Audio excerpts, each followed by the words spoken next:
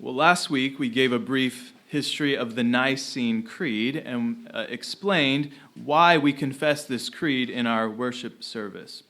Now, this morning I want to answer a common question that people have when they recite the ancient creeds, and that is, why do we confess, as it says towards the end of the Nicene Creed, we confess one holy Catholic and Apostolic Church?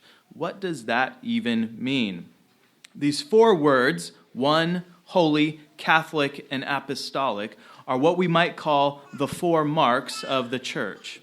The church is one in the sense that we are all members of Christ's body, and Christ's body is undivided. As it says in Ephesians 4, there is one body and one Spirit, even as ye are called in one hope of your calling, one Lord, one faith, one baptism. Therefore, we confess that the church is one. The church is also holy. Holy in the sense that we are set apart and distinguished from the rest of the world. Paul calls Christians saints, or in Hebrews 3:1, we see they are called holy brethren. Even the children of one unbelieving parent are considered holy, according to 1 Corinthians 7:14. Therefore, we confess that the church is a body that is one and is holy. The church is also Catholic, which comes from the Greek word katholikos and means universal or according to the whole. All Christians are Catholic Christians in the sense that we are all members of the universal church. This is not to be confused with being Roman Catholic, which, if you think about it, is a contradiction in terms.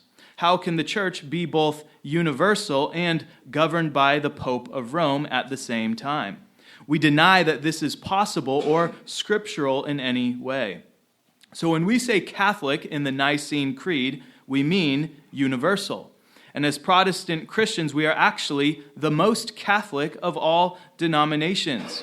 While many other branches of the church have anathematized, excommunicated, and regarded as without salvation those who are in fact true believers, we as Protestants, as Reformed Presbyterians, acknowledge that all who are baptized and all who profess the Lord Jesus are one holy Catholic church with us.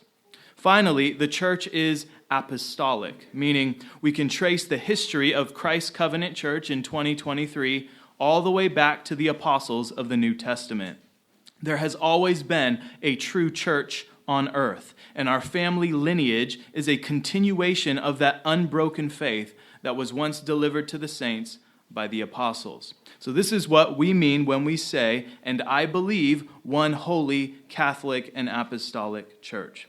This reminds us of our need to confess our sins, so as you're able, let us kneel before the Lord.